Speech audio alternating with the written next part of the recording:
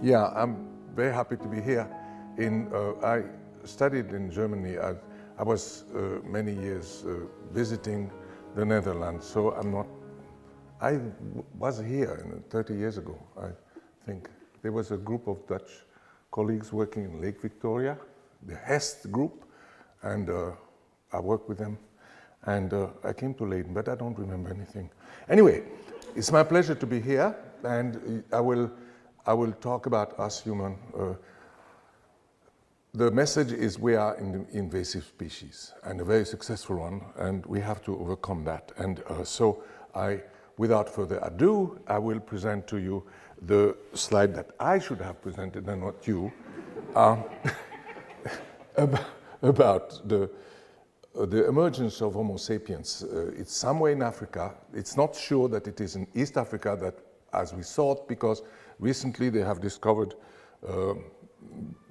modern-looking Homo sapiens out of Morocco. So 300 to 200,000 years ago, our species emerged from a bipedal ape that had evolved from chimps-like ancestors about 6 million years ago.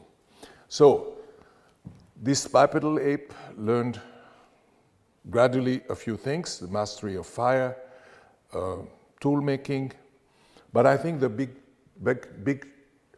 application, big apps that made the difference is language that allowed expanding the group that you were in from 50 to about 150 that you were part of, because you can groom about 50 other apes.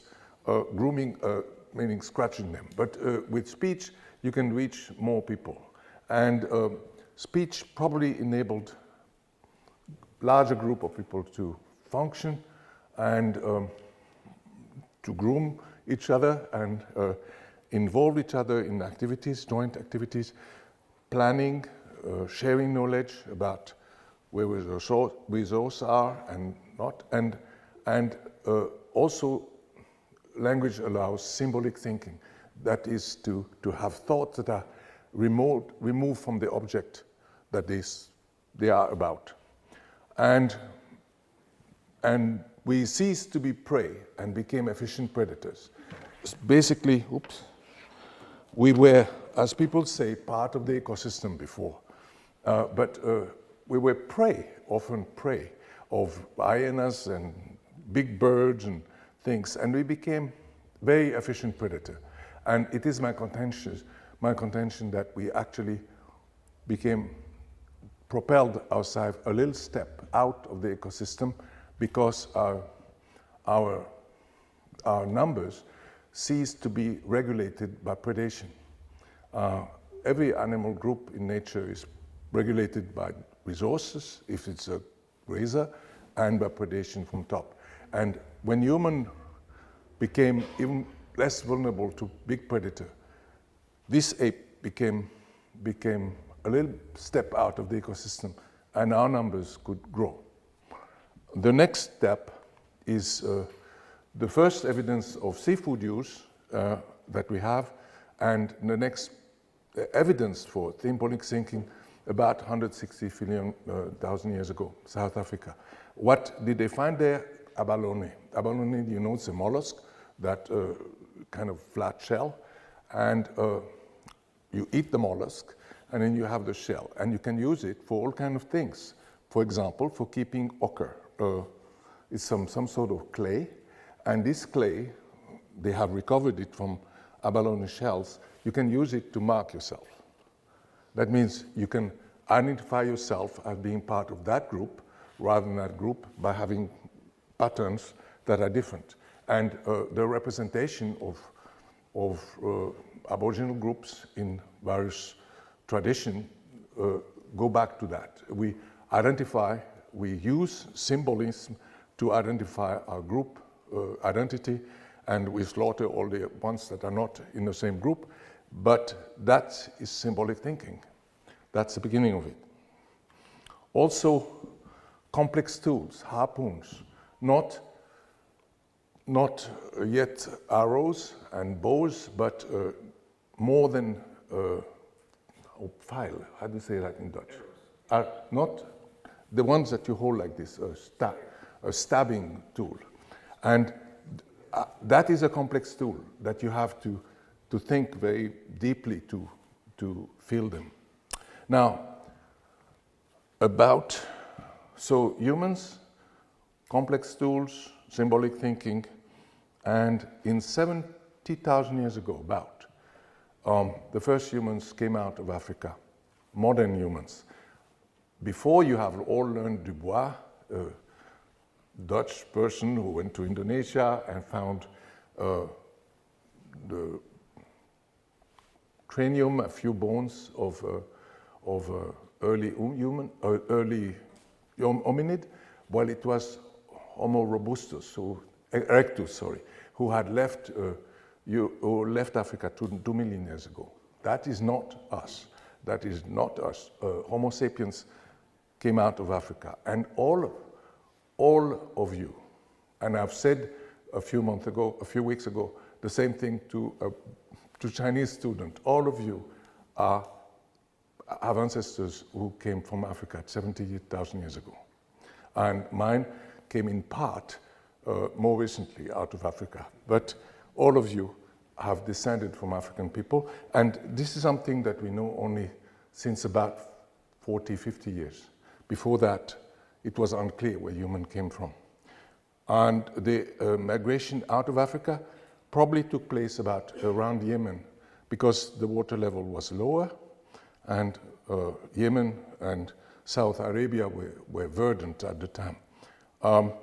Humans went out of Africa 100,000 years ago, but they stayed in the Levant, in Lebanon and Israel of nowadays, but they did not, and interacted with Neanderthal, but this is not the base of the expansion of modern human.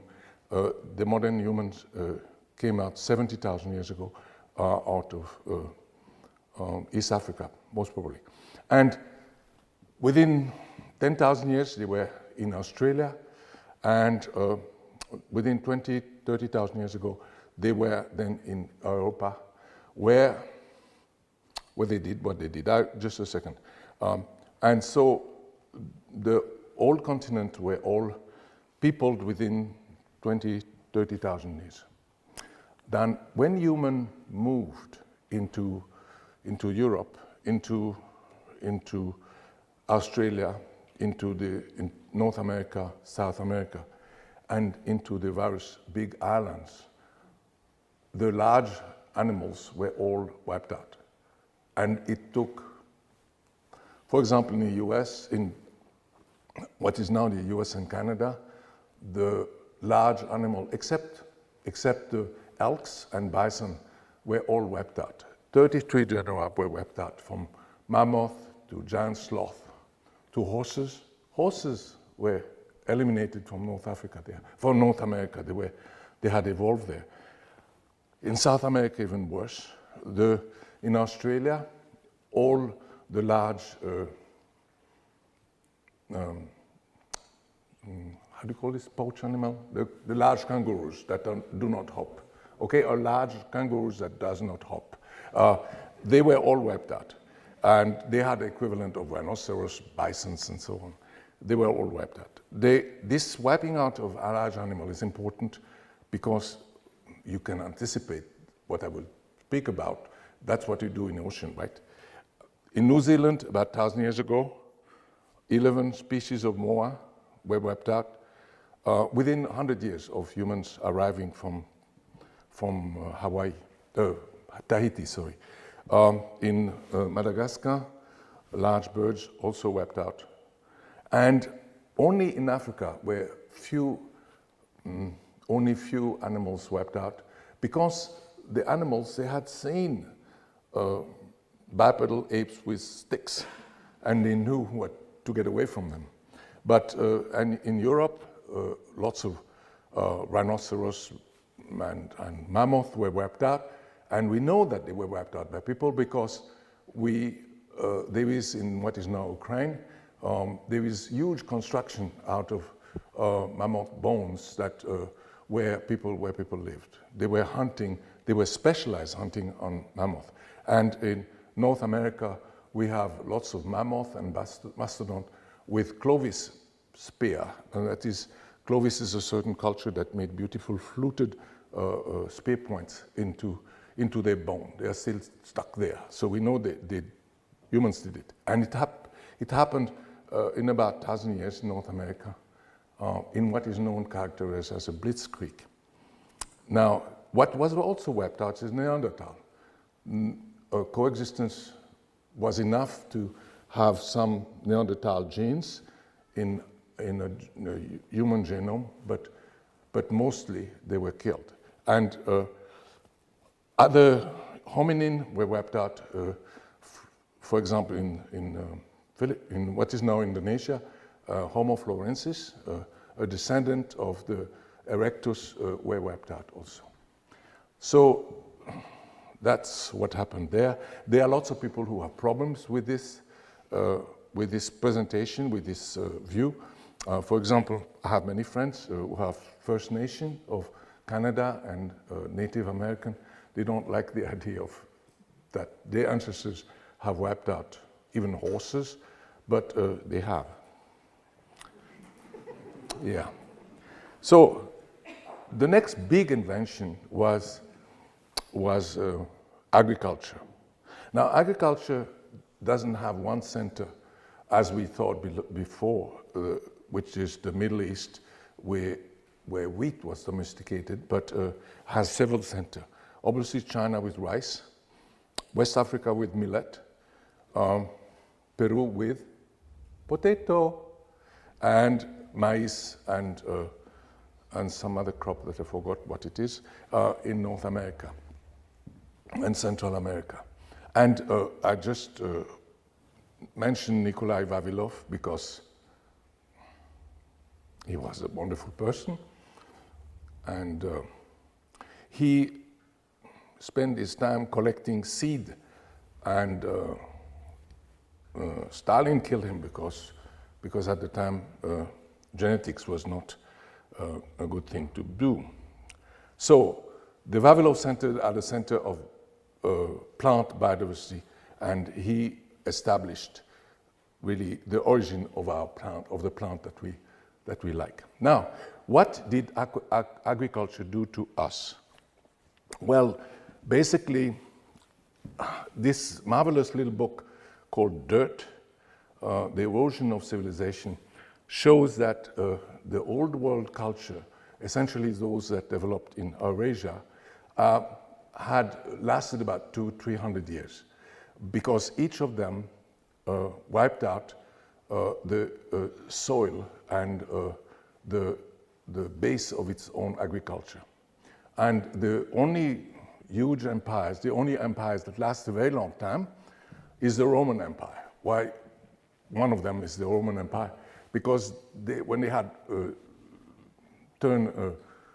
desertified a region, they just grab another one.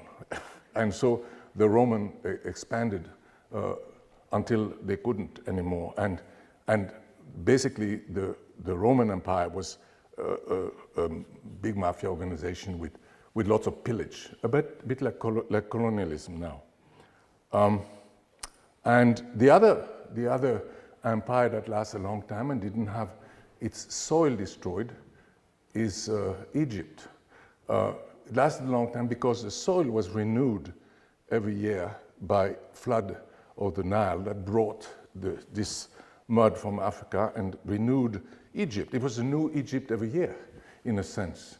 But then, therefore, we had to build a dam across the Nile, and the Aswan Great Dam that was begun with funding from the West, and then people got mad with the Nasser, and the funding came from the Soviet Union. They finished the dam, and from then on, the soil is not renewed anymore, and Egypt is now desertifying all the way, and the mouth of the Nile is eroded away, and we're going to have 200 million Egyptians soon.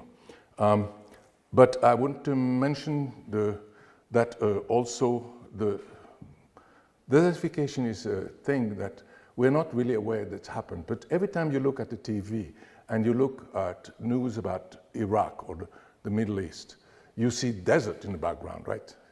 A few palm tree, but desert. But these were all verdant, it was all green before, it was all forested before. And wheat, the culture of wheat, irrigated culture, salinized the soil as the soil contained too much salt from evaporation, and then they went to barley, and then they went to nothing. So desertification, salinization, and we still lose lots of land every year. 100,000 of hectares are lost every year. Now, we have a net loss of arable land every year. And I just bring in the US, because we must talk about the US from time to time before it engulfs itself in some conflict. And the Civil War in the US was not about abolishing slavery in the South. It was, and it's really the case, it was about the expansion of slavery in the West, the new states that were created, Kansas and Ohio and so on, because the Confederacy, the state of the South, wanted to expand into the West. And why did they want to expand? Because the main countries of the main part of the Confederacy, the Virginia, Mississippi, and so on, the soil was so degraded that you could not continue to raise tobacco and cotton. Cotton and tobacco are destroying soils. You have to nurture the soil to avoid that. And the slaves had other preoccupation than nurture the soil. So basically, they wanted to expand slavery into the new territories, and the North didn't want that, and Civil War. So silicification is a big problem. Now, the next expansion that is worth mentioning is the Austronesian expansion. The Austronesia is a new concept. It was coined in the 60s, I think. The linguists among you will know that better than me. The Austronesians is a group of people that lived in southern China and specifically in Taiwan. And in the mountain in Taiwan, you still have people who speak an Austronesian dialect and languages. And about 2,500 years ago, they began to expand. They began to create a maritime culture that invaded the Philippines and invaded the neighboring islands. And basically, they turned into the Polynesian and on the Pacific side, and they turned into Southeast Asian, Malay, Indonesian, Filipino on the western side. And they went all the way to Madagascar. In Madagascar, you have people that look like Indonesian. And they went on huge boats like this, like you have here. They call Balangai. And Balangai is in the Philippines, the name of a village. And the mayor in the Philippines is called a Barangay captain, because these boats had entire families moving, entire clans moving with the dog, the pig, the rats, the taro, the vegetable, the coconut trees, everything. And they went from island to island and peopled them if they were not peopled. And they went all the way to Rapa Nui, to Easter Island, and got stuck there. For one reason or the other, after a few generations, they had no trees. Some people say because they cut them off, they were so dumb to move the big Moa statues in the Eastern. Anyway, some other people say that the rats ate the seed of the trees. Either of these things would do the job. The Polynesians were stuck there.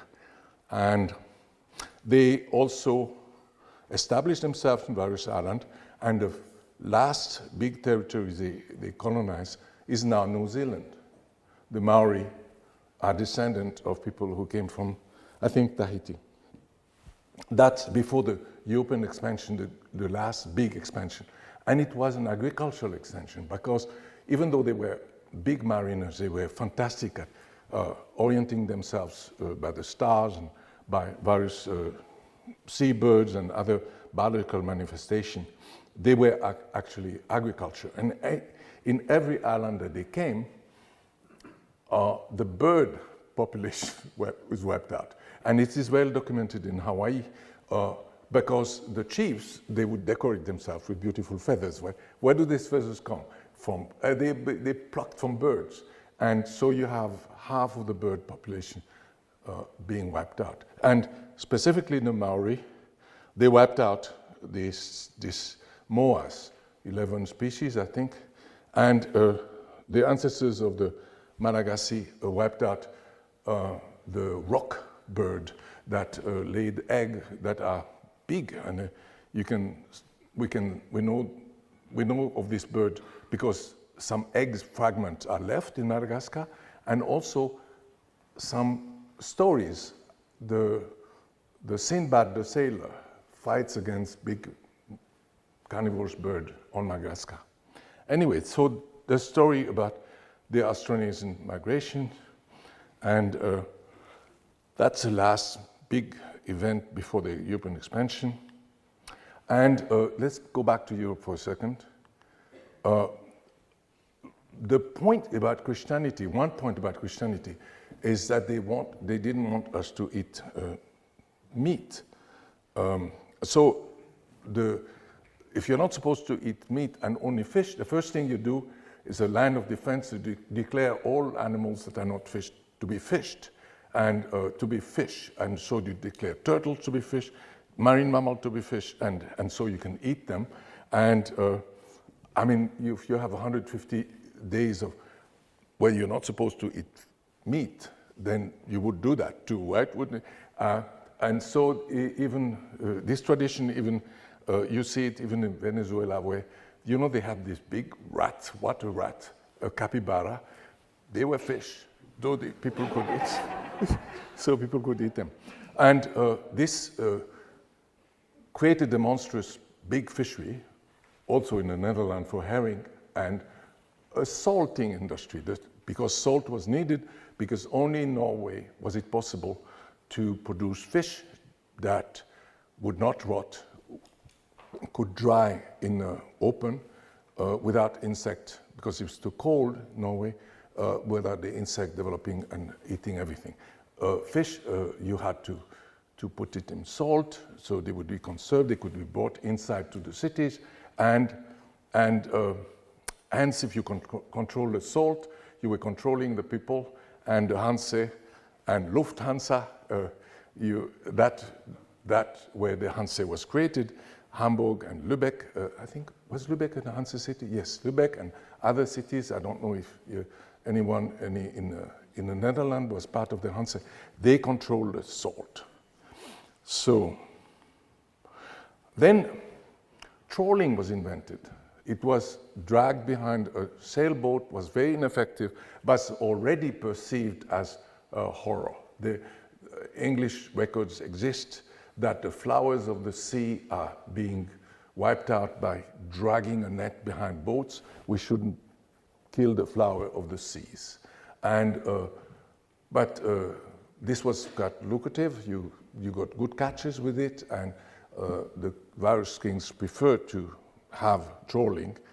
And Europe expanded the geographic base of its economy by, for example, cod fishing in New England and Canada. Now, when I speak to a Canadian audience, I mention to them that a country was actually created, the European colony version of it, by French and English fishers, that Basque fisher also from France, that went to every summer to Canada and gradually and to exploit fish. And they exploited they had a catch of about 100,000 to 200,000 tons per year from dories, little boats with lines that were brought by big sailboat. And so every year they got with the sailboats there and they brought them back with the fish that was also dry, like in Norway. That went on for 450 years with lots of, everybody was happy. And then in 50s, 60s, 1950s, 60s, Europeans came with trawlers. You will hear again and again my mention of trawlers, and wipe out this fishery, and it was closed in 1992, and now we have, instead of 2 million tons of cod off Canada, we have 20,000 tons. It's like a factor of quite a few. 1% we have of cod is left. So the catch is a kind of ridiculous amount, 5,000 tons or so. Well, it was before much higher. Why? Because we did not control the fishing effort. And I was in 73 as a student. I went on a German vessel and I've seen it. I was in it. So then in 1552, expands the global expansion of Europe, and the first global expansion of Europe, and the fishing method expand as well. I should mention that sometimes I lived a long time in the Philippines. The Filipinos are very proud of Lapu-Lapu. You don't know Lapu-Lapu, but you know about Magellan, right? You know who killed Magellan? Lapu-Lapu. So Magellan wanted to show how strong European power is and stuff. And he said, there was a king he wanted to impress, a local king. Well, why don't you go get Lapu-Lapu? I don't like him. And, okay, I'm going. And Lapu-Lapu wiped out Magellan. And so we didn't see him anymore coming back. But enough of information came back from others, because 1 of 5 vessels came back from the Magellan Strip. And the spice stories about barangay, stories about riches, enormous traffic, inter-island traffic. Go there, and you guys went there, right? In Dutch fishers went there, and there we are. Now, a little jump, and we have the Industrial Revolution. What is that? That is the discovery that you can use fossil energy rather than just the sun. Basically, until the Industrial Revolution, if you wanted to do something, you use the energy that is embodied in trees, that is the growth of maybe 20 years, or in grass that was consumed by cows that you ate in form of cheese, and or whatever, milk if you want. The point is that you got a few years of energy that you can use, that was concentrated in a tree that you burned, or in cheese that's 1 year worth of energy, no more. And all of a sudden you have access to million years of accumulated energy in the form of coal. But coal, the accumulation of seams of coal took millions of years. And you can tap into that, and you get a punch that is something from out of this world. Because the punch, the impact that we could have before was the strength of our arms, and again, the energy that we can eat. That's about all. Some machines, some windmill that you had very nice in the Netherlands, but basically always energy that is 1 year old at most. And steel making became possible in great amount, and that spread throughout the world. And now we know it is on the other side of the world, because China is the major steel producer in the world. What can you do with a steel boat, with the steel? Well, you can make steel warship, and all European countries really fast went into steel warship. And if you replace the cannon on a warship by fishing nets, you have a fishing gear. And so you have this first steel steam engine, steam-driven steel boats deployed in the 1880s in the UK. And by nowadays standard, they have 5% of the power of a trawler now, by today's standard of the same size. But they had an immense power compared with sailing vessel. And within 10 to 15 years, they had wiped out the accumulated biomass of fish around the British Isles, the coastal accumulation of large fish. Before they were large fish living just under the coast. Now they are not. And that went very fast. You see this massive increase in catches. Then World War I. You need the boat for chasing mines, and you need the man for fighting and dying in the front. Then the World War I is finished, and then same thing. Then World War II, and then you continue applying this fishing power, and the catch becomes nothing.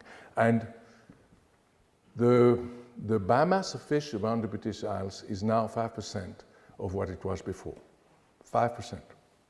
In other words, if we use the same boat, they would catch 5% of what they caught before. These boats, though, they became always better, because the boats were really warship. The technology was driven by war, maritime technology. So steam trawlers, and then after World War I, diesel engines, and after World War II, radar, acoustic fish finders, spotter plane. Now think about who had the first spotter plane? Well, the Brits. They had the first airplane carrier with planes that were looking for German submarine. The old technology that we use for fishing was developed mainly to fight German submarine. The hydroacoustics, sonars, and stuff, all of this are weapons of war. And even satellite navigation, satellite observation were developed also by, especially in the US, to deal with the Soviet Union. And these things are, if you go in a modern fishing vessel, the technology deployed on board of this vessel is amazing. You think there's a spaceship. I mean, Star Trek or Star Wars is nothing against it. You to see this boat, they have a level of technology that's incredible. And the result is this, we won the war of fish. Obviously, most fish you have, I know in Europe we don't like the heads of fish, we don't eat it, but if you look, the brain of fish about like this, smaller than a pea, most fish. And then we won the war of fish is not difficult. With fossil power, with fossil energy, this technology, and also we had lots of boats. And here is a summary of the evolution of fleet power, and the power expressed in kilowatt, in gigawatt. And this is, you take a boat that has a certain engine at a certain size, and you add the power of the vessels across all fleet. If you want to get the sum, you cannot add the length of the boat or the weight of the boat, but the power of the engine is a thing that you can use. And you can add all the power of the engine, and basically that's the technology that we developed, that we applied for fishing. And most of it is China and other Asian countries. Europe is too much, but it looks, compared with Asia, it looks very little. And then Oceania and North America is nothing compared with Asia and Europe. Now, this technology enabled and implied an expansion. Just like the steam trawlers at the beginning were fishing only in the coast around the British Isles, and they had to expand into the North Sea and the open North Atlantic. They all fleets, all industrial fleet had to expand. Because the point about industrial vessel, and especially since refrigeration was invented, is that you become independent of a port. Artisanal fishers that don't have refrigeration, usually not, they have to come back with a catch every day or every second day. But industrial fishing, they don't have to. So they can go anywhere. And if this was where Spain fished in the 50s, that where Spain fished now. And you can see that I can create such map, and in fact we have such map online for China, France, any country you want. The big fishing country are fishing all over the world. And also they are fishing deeper and deeper. You see the scale goes to 2 kilometers depth, but it is older, and so the graph. And now commercial fishing goes 1.5 kilometer depth. And I remember when I was a student, I went with a fishing vessel. Yeah, it sounds a lot. I was in a fishing vessel a research vessel called the Vater Heve, and it was a converted commercial boat, and it has a commercial factory ship. And we lifted out of 1.5 kilometer depth cod, tons of cod, tons of redfish, and tons of rocks as big as a Volkswagen. Boom! All of this came on deck. We looked at the cod and we threw away everything because we were a research vessel. We don't throw it away. So a small digression. The catch. How do we know how much is caught? How much is caught by fishing? That is the purpose of fishing, right? To get a catch. Because countries send every year the catch that they think has been made in their country by their boats, and they are sent to the Food and Agriculture Organization of the United Nations, the FAO, which is based in Rome, is one of the technical organizations of the UN. And the reported catch is incomplete. This data that are sent by the countries are incomplete. For example, they don't report catches that are caught by artisanal fishers, small-scale fishers. They don't report at all subsistence catches, people catching fish only for their own consumption. They don't report at all discarded fish that are caught and then discarded because you think it cannot be sold. And they don't report also illegal catches. Which country wants to admit that there is somebody fishing in their country illegally? So they don't report much of the catch. And so if you compare the catch of a country to a puzzle, well, what they give you is a constraint, is some sort of base that you can work with. And catch reconstruction then is adding all the stuff that is missing. And people are surprised, they say, but how do you know? How do you know? Well, actually, we can go to the website of the country, the Department of Fisheries of the country in question, and note that they report less to Rome, to FAO, than they report to themselves. And then there are researchers, anthropologists that go into villages that do anthropological studies about the catch. Then there is an anthropologist who goes in the Pacific who reports that women catch through subsistence fishing 80% of the food that is eaten in the country. 80% of the food that in a Pacific island, in a small Pacific island states. Because these countries report only tuna that is caught because you can make money with it. But the fish that they eat is not reported. How do we know that the catch is made? Well, the WHO, the World Health Organization, reports that people eat fish. And how is this fish caught? By women in the reefs, and so on. So there is lots of sources, unconventional sources, that you can use to complement this work. And we have a database that you can visit when you when you want, if you want. It's called Sea Around Us. Oh, the dot should not be there. Sea Around Us. No, between the D and the us should be no dot. Oh. SeaAroundUs.org. Sea Around Us because I very much admire the book Sea Around Us by Rachel Carson. Rachel Carson is the person who gave us Silent Spring and who contributed a lot to the understanding that we have of pollution through insecticide and so on. It was the Silent Spring, maybe. Yeah, now it works. Okay, so she is one of my hero, and I admired very much Rachel Carson, and my project is called Sea Around Us. And unfortunately, it has become more popular on the web than the book, but that's yeah.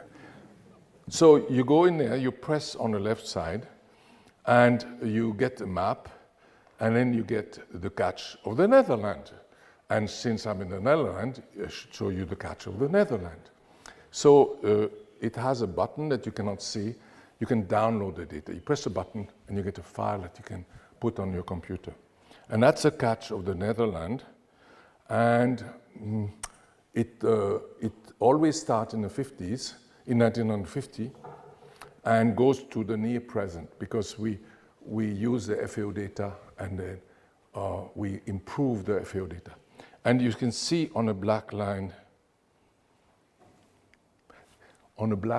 there, that is the reported catch, and we report more catches, probably discards, because there's lots of discards. And we evaluate whether this is reliable or less. This is not very reliable. And that's basically because, as you will see, other countries fish in the EEZ, in an exclusive economic zone of the Netherlands, and that's because of the common fisheries policy. The common fishery policy has overcomes within the EU the EEZ, the exclusive economic zone. This is not so in other countries. In Peru, you have only Peruvian that fish, unless they have the other people will fish illegally or they pay a fee to fish in Peruvian water. But the European common policy allows other countries to fish. So, yeah. So, and there are more species caught than is reported here. But if you download the data, you can see it. And so the species are here. The sole that you like so much in the Netherlands is there. And the countries that fish in the Netherlands are here, and we have the catch by gear. We have the catch by countries. The catch by use, whether the fish is eaten directly or used for fish meal. We have the catch in dollars rather than in tonnage, and so on. The information that is made available is used by lots of people because it's if you go to the FAO database, the data are incomplete and the data are also very difficult to access. And this data, but the key point is the trawlers. You can see that trawlers are the main gear used by bottom trawl, and worldwide about 20 to 25% of the catch of the world is caught by trawlers. And trawlers are quite something. You can see that trawling is very widespread throughout the world, and this country has lots of trawling. Now, what did it mean to have lots of trawling? It means that, well, I can show it because I was there. I'm the guy with a beard and a pink hat. There are people who think this is a contradictory, having a beard and a big hat, but not me. Anyway, so that is one of the rarest photos in the world. This is a photo of the transition between an unfished area and a fished area. And what do you catch when you fish for the first time in an unfished area? Well, you don't catch fish, you catch the sea floor. And the sea floor is the flowers of the sea. Remember, I mentioned in the Middle Ages, you say the flowers of the sea. We see, in this specific case, it's a giant sponge that looked like, they call it a monkey seed. Technically, it's called Potherion. And this giant sponge made 90% of the catch. And there, you can see a few fish kind of lonely hanging there. Sometimes there was a turtle and so on. So when we fished the Java Sea for the first time, we destroyed the bottom. We destroyed the bottom structure, we destroyed the ecosystem, and then you become flat. And then you get the shrimps and soles that you like so much. So you have to destroy habitat. Therefore, trawling is inherently unsustainable. This is something that people have big problem with. But if you have to destroy the habitat, to destroy the ecosystem to be able to exploit it, it's like you have to cut the forest and then you grow some grass. And this transition happens very rapidly. In the North Sea, it happened 150 years ago. And then it's over. You don't know it and you don't see it. And yeah, even at that time in 75, we didn't have words for it. We didn't know what we were doing. Anyway, so that's trawling, and that's the destruction of bottom structure in the ocean that is very badly documented in the world because it is instantaneous and it happens mainly by commercial operation who are not interested in documenting it. So in addition to the information that we provide on catches, we provide other information. For example, here is the EEZ of the Netherlands, and in red is a zone that you can that the small-scale fisheries can access, and the other information is all clickable. You can look at, say,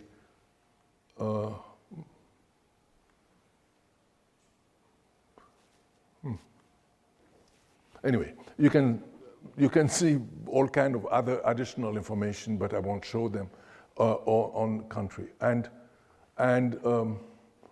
the papers that were used to document the fisheries of the Netherlands, in addition to the FAO, is also there. So it is kind of fully documented. So that is the Netherlands. But the Netherlands really has reasonable statistics. It kind of knows what it is doing. But let's go to a country in Africa. There you can see the black line. Do I get the black line? There. The black line, what Senegal reports. But they catch much more in Senegal. What is it that, because the Russian Federation, Spain, unknown fishing country, France, Latvia, Italy, Poland, Greece, Ukraine, everybody is helping themselves. Some of them legally, some of them illegally. That each of these countries we document separately. Where do we know, how do we know that it is fishing there? A country like Senegal has very little defense against fishing because by other countries, because what do they sell? Well, peanuts, really peanuts. So imagine a Senegalese minister of fisheries negotiating with the European Union, and we don't really want you to fish in our water. And Dutch representing the European Union, they say, and how would you like to sell your peanuts in the European Union? And then, we want to sell our peanuts. There we go. So this is a negotiation that are not even. And so that is the destruction of jobs for young fishers in Senegal. is the result for that, is one reason for that. You will hear Senegalese telling you, I cannot continue fishing because they're taking our fish away. And then you find people in this horror situation and they drown. And then we have nothing to do with it. We don't drown, we know how to swim. Yeah. Anyway, so we reconstructed in a process that lasted about 10 to 15 years, and that involved 400 people. They all worked with us on an unpaid basis. Actually, we couldn't have done it with paid people, to reconstruct the catch in their countries and stuff. And then the title of this paper really said it all. We catch much more than is reported, and the catch is going down. And this you can see here, the catch is going down by about 1.2 million, 1 million ton per year.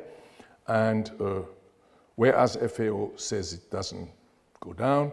And the picture is a bit old, but it is actually still the same.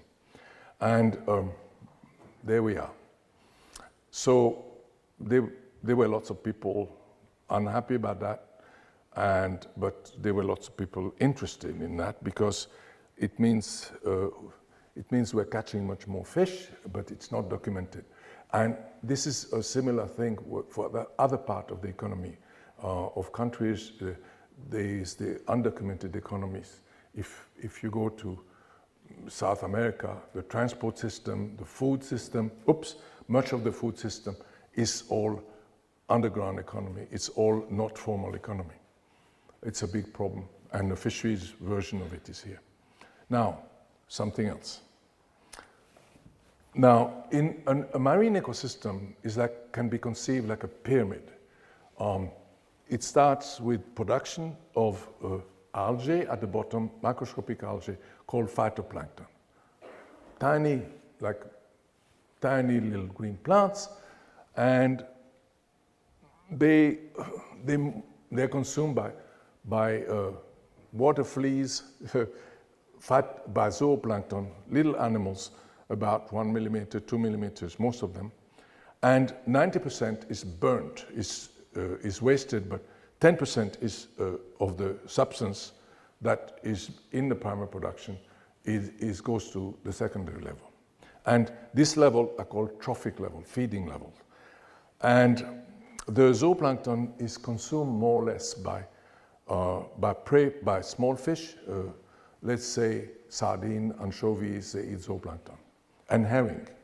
So the conversion rate is also about 10%. And then the herrings are consumed by cod and by tuna-like fish, and that's what most people like, except you guys, you like soles. The soles will be at trophic level 3. Anyway, so trophic level 4 is most of the fish that are landed. These are super lines, because where would you put a line? The grass, the zooplankton is the antelopes, and the prey fish would be the lions, right?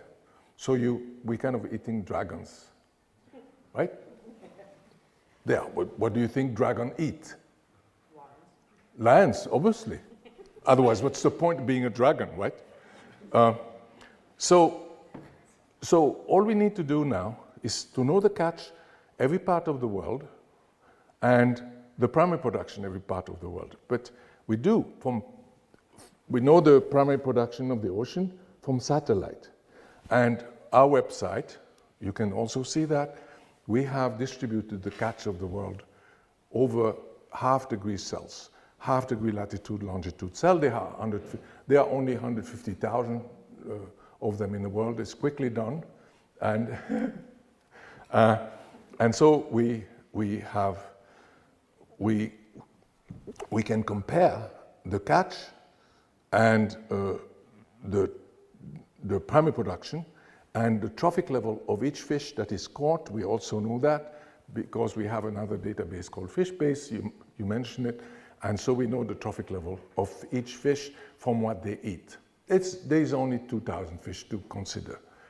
Okay, so you do that, and what you get is in the 50s, only in those zones in blue, in reddish, sorry, where was primary production about 20% of primary production and embodied in the fisheries. In other words, the rest of the world was not really impacted by fisheries. This is a bug, but you can see that it is Japan and the industrial part of East Asia, Europe, and North America. The rest was insignificant in terms of primary production consumed. That would be the equivalent of grass, the fraction of the grass that is consumed in Holland by the cows, okay? Now, we move from the 50s to the 60s, to the 70s, to the 90s, 80s, 2000, oops. And we will have to do one more of those things, but you get the message. We have expanded to all productive zone of the ocean. And even though this part of the world, for example, is very unproductive, about like the Sahara, has the same production level as the Sahara. But we catch the camels that in the Sahara.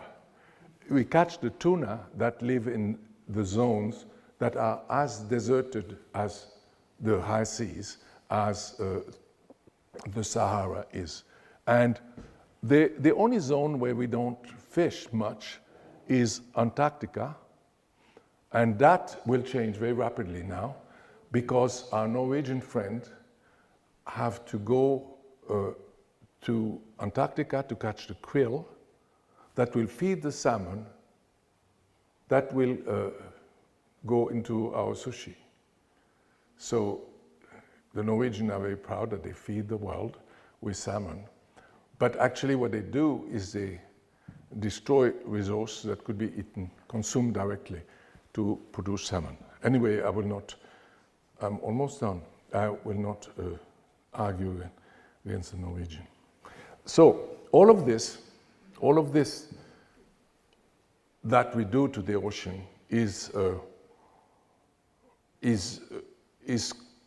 can be reduced to fishing down marine food web.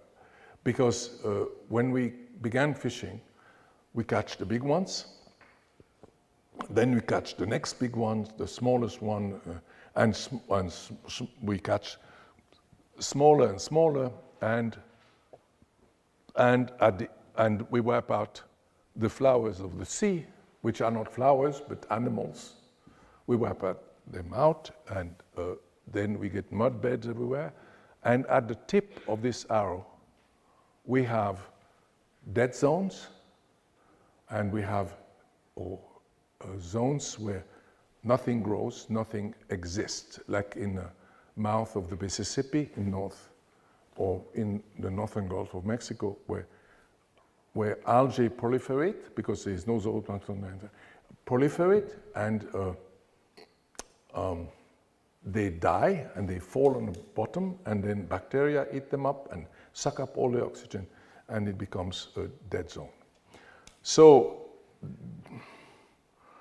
that occurs throughout the world, and half of the fisheries of China, fishing catches, not the catch that China brings from other countries, but along the Chinese coast, looks like this. The fish that are there in the catch are so small, the Chinese talk about miniaturization. They are so small that they cannot be eaten, and bulldozers will come and put that in containers that go for aquaculture. And aquaculture then produce big fish. If the Chinese could control the fishery, because they can't, what they would end up with is big fish. But they have small fish, and they feed them to farming. And you would say, how come it's a dictatorship? How come she cannot, the president cannot order the boat to stay home? And you try that. You try that. Even in China it doesn't work. So the fishers in China basically do what they want, and what they want, what they have done, because they're not, the fishery is completely out of control, is this mess. Half of the catch is not edible. Now, how about the other things that live in the sea? That is the marine mammals, and this happens to be all marine mammals in biomass. And you see that they are recovering, marine mammal, because there is no whaling anymore except in Japan, and there is a really positive message in there because it is possible. And in fact, I have colleagues who want to kill all the seals because now the seals are in Canada made responsible for the cod not recovering. Yeah, it's not a fishery. And the birds are in trouble worldwide also. I think it's millions of birds, right? Yeah, millions of birds, and they're declining. And that doesn't seem to be recovering. As though in some islands where they have been able to exterminate rats that ate the eggs or the young bird, the chick, they are recovering, but overall it's bad. So now, two slides that are kind of semi-positive. If you don't subsidize the fishery, because they are heavily subsidized in the Netherlands, in France, in Spain, in China, in Japan, if you cannot make money fishing, then stop fishing. Because as opposed to farmers, fishers don't make the fish. Farmers plant. I mean, you see people working on rice field. This is back-breaking work. They plant the rice. They look after the rice. They should be harvesting it because they've worked there in the fields. But fishers, they collect, they gather what nature produces. They have done nothing to make things. In fact, they often have contributed to unmake things by destroying the habitat of the fish. And so if you cannot make money collecting fish that nature produces, you should leave them alone so that they can recover, and then you can come back. But no, if you get subsidies, you can remain and exploit fish that are overexploited and still make money. You get money from the taxpayers. So that is a big problem, and the World Trade Organization has been asked several times to get rid of subsidies, and they have failed because some countries object. They want to continue with subsidies, and the WTO has failed to solve that problem. I cannot go into the detail, but the next thing is you can rebuild stocks. You can rebuild. All you need is to fish a bit less, and they will recover. In Europe, there was for a while a commissar, or Connie, what is the name of the Greek lady? Damanakis. She came into the European Union in a commission. She was in charge of fisheries, and she insisted that quota be given that are low enough for the fish to be able to rebuild, and they rebuilt. But then Damanakis went, and the subsidies which were for a while not given were given again, and no emphasis on conservative quota, and the stocks are not recovering anymore. In Canada, we exploit the stock of cod that is at 2% of what it was before. We continue to exploit it instead of letting it recover. And then you set up large marine protected areas. That works. It really works. Except that in Europe, you can trawl in marine protected area. Trawl in marine protected area. It's like running I guess, a crime operation from a church. But then that is what the church is, what am I saying?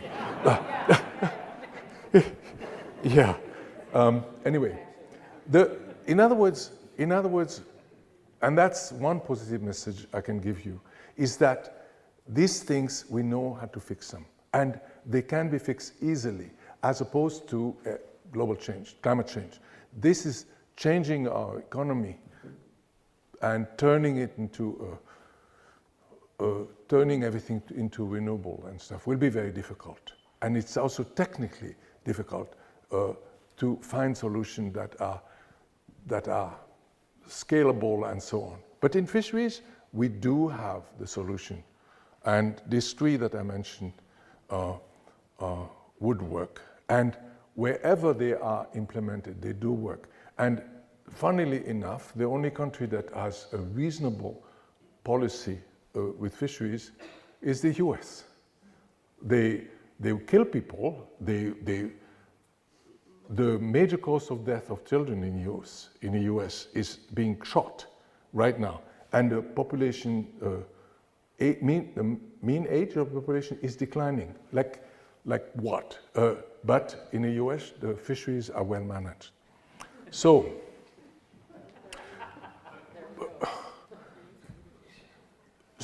basically, though, the main message that I have is that we cannot continue to be an invasive species, invading every space, every possible habitat, invading everything.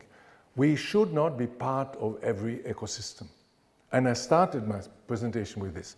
We were at 300,000 years ago, we were part of the ecosystem like any other animals. We could be eaten.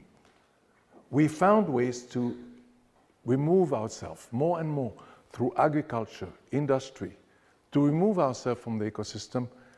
And we foolishly believe that we don't need the ecosystem. We can screw them up, we can mess them up. And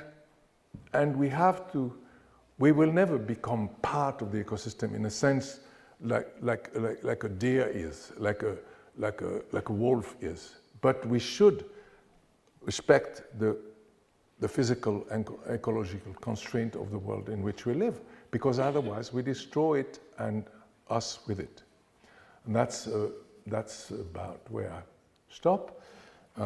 And I should mention that lots of people help us,